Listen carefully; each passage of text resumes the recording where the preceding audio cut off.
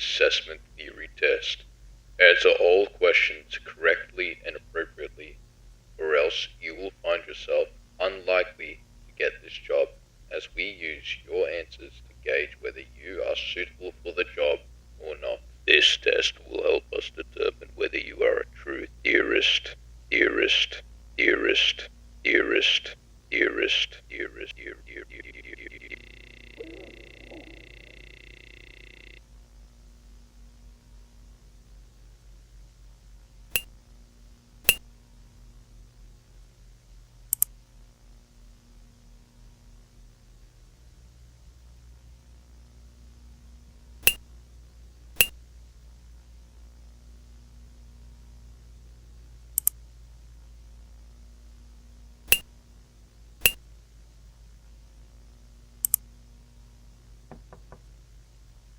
Thank you for participating in this test. You will receive a letter at 10:04 p.m. on April 4th. If you get the letter before this, don't let the creature inside. If police are knocking at your door claiming they are here to save you, do not listen and hide immediately. Thank you for your participation, and we hope to see you join our family soon.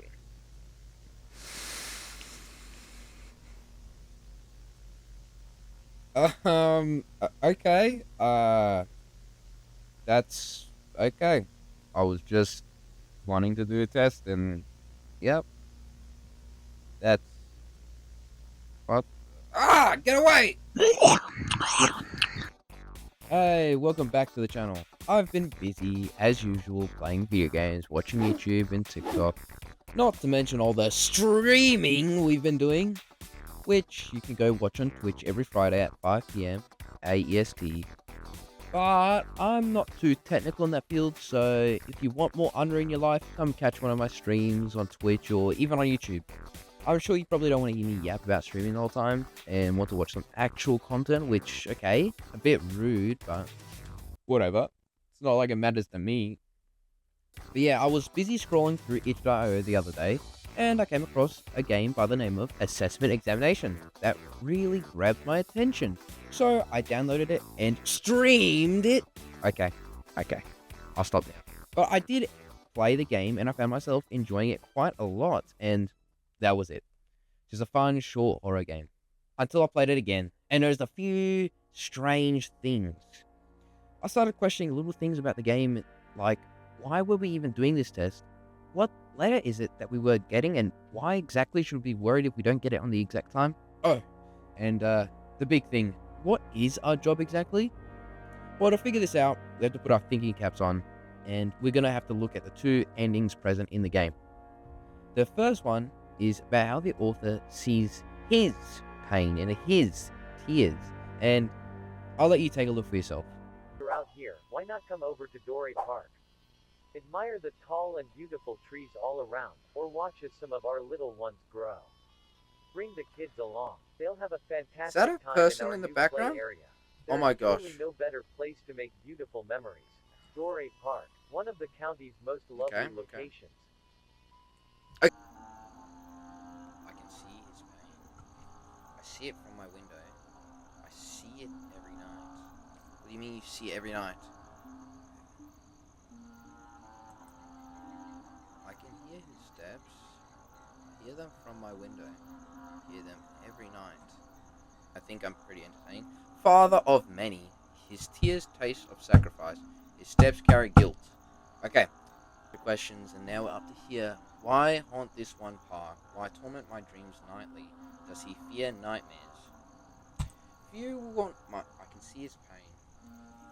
If I see it from my window, I can see it's fake. Okay, I won't sleep tonight. I won't listen to the man's steps, or I will be next. Excellent. Pretty creepy stuff, huh? What does this poem mean? Well, to be honest, it doesn't really mean much without the other ending in this game, which heavily implies that the other character that's present in this story, Francisco Estrada, dies.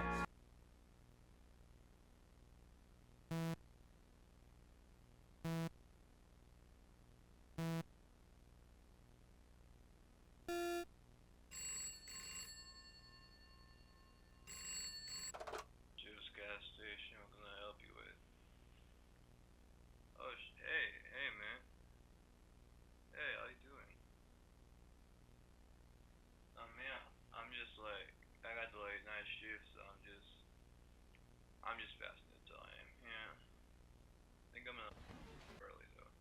Grab a couple of six storage, maybe light a joint. Oh no, no, he'll get pissed off about it, alright. But like, what's he gonna do? Fire me? I already put in my 2 weeks notice. Yeah, yeah. You know, I told you about last week. Yeah, it was for real. That was for real. I'm done with this place, honestly. I barely get any sleep as it is, and you had the fucking late night shift. It takes a fucking toll on me. Plus Joe's a fucking asshole. So that's two birds, one stone.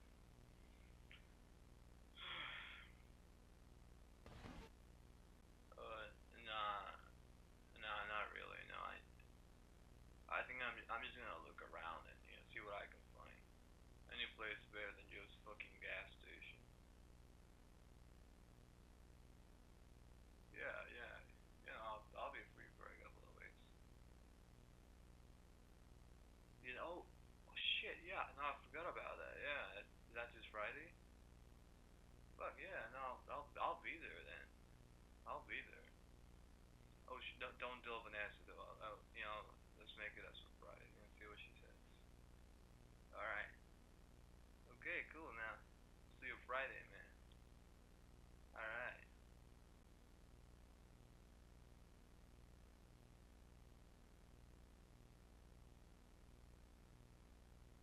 Excellent.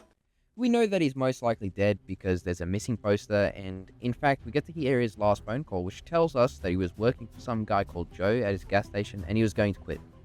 The ending also shows that he encountered some sort of being of sorts, and we can also take an educated guess that the being is horrifying because we get shown it directly after the phone call. What makes this terrifying is the fact that the entity can shapeshift, and we know this because we cycle through its photos as it changes into a normal looking boy. Now, the two major things that I picked up on, which I think is pretty important, is number one, these people must be pretty important, or their deaths have to at least be pretty important, as half the page is blacked out, which means that they have to be important enough to want attention by some law enforcement that maybe wants to keep things hidden. Not to mention the reward that's offered at the bottom. The fact that the police's number that is blacked out appears to be longer than what it should be, suggesting that this is possibly the doing of a different agency. Number two, the operator calls Francisco's son. This obviously doesn't mean too much, and hey, your first conclusion might be that these two are related, but even I won't stretch logic that far. I mean, maybe that's just how the operator talks, but after saying this, Francisco immediately listens to the operator, and it just doesn't sound right coming from the operator. So what do I think about all this? I think that something has happened to this world's god. Now's the time you're probably thinking to yourself that I'm going on some crazy rant again, fueled by delusions. I mean, it would make sense to why there is so much references to some sort of father, and the game outright asked you if you would fear God and if you believe in him in the interview. Just take a look at the poem. A father of many, tears, taste of sacrifice. Not to mention, Francisco says Ave Maria Santisma. I hope I didn't butcher that, but for my non-Spanish viewers, that translates to Hail Mary Holiness. Although this could just be saying from Spanish culture, I do think this helps show the religious themes in the game. Still not convinced? Well, let's take a look at the trailer for the game. Hello, friend. Looking for a job? Looking to understand this wicked world better? Looking to figure out what those dreams have been telling you? Well, this message is for you. The Authenticity Assessment Department here at is currently hiring. Send in your application today. Take our assessment examination and show us you have what it takes to...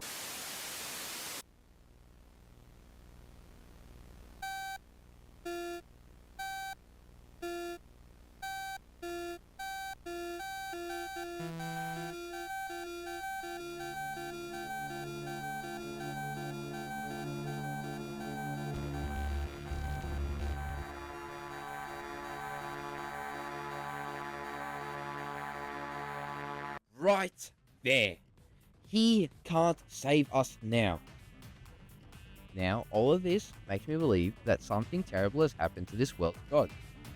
and this government agency is trying to cover it up. They are also choosing their subjects deliberately because the people who get the interview apparently start to have dreams about this job. I mean, that doesn't change much, I just thought it was a cool detail. But there were these two codes present in the game which I couldn't for the life of me figure out. Not to mention, the website that apparently showed the entire letter has been long since taken down. So unfortunately, until Wenderly Games revives this ARG, we won't know the whole story. However, we can try to piece it all together. Okay, let's start off with the whole root cause of this. God has either had something happen to him, or he has become evil. To be honest, I'm siding more with the first option, because the trailer says he can't save us. Emphasis on can't, meaning that he's most likely dead or being restrained. Not to mention, the poem says that the author can see his tears and pain is fake, possibly suggesting that not only are these imitations of humans murdering and replacing people, they have also replaced God himself. Some sort of government agency gets word of this and starts enlisting people through dreams to find these anomalies. These people, however, have to first attend an interview to find out if they are capable of identifying these anomalies. We then fast forward to the closest the public has been to discovering the horrifying truth, where a man called Francisco is murdered on call to a dispatch operator. The government agency tries their best to cover up all of this incident as to not make the public aware of the situation, which is why his poster is so blacked out. This then leads us to today, where no one knows exactly what's going on, but people are going missing at an increasingly alarming rate. Now, that was the end of this video, but I just couldn't get rid of that itch. I knew there was something we were missing, but I just couldn't quite put my finger on it. What did those sounds mean? I mean, I'm sure just they had to have meant something. That's when it all clicked. The solution hit me right in the face.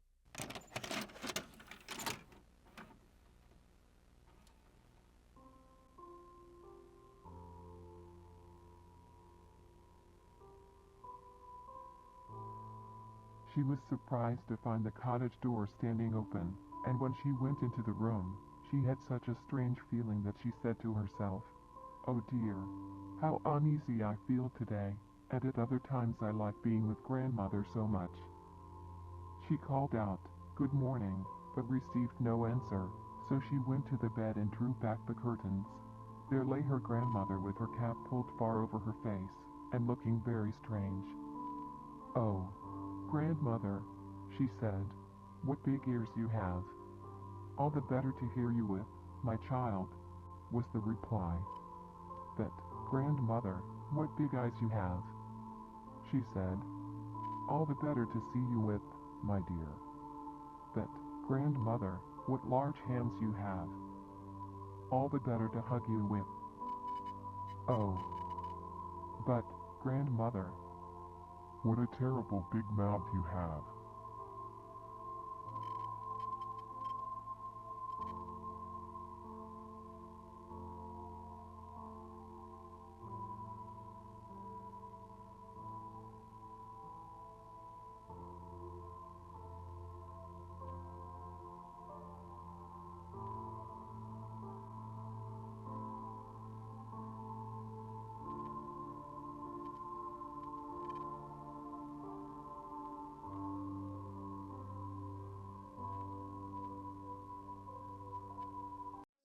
There was a third hidden ending that no one had discovered.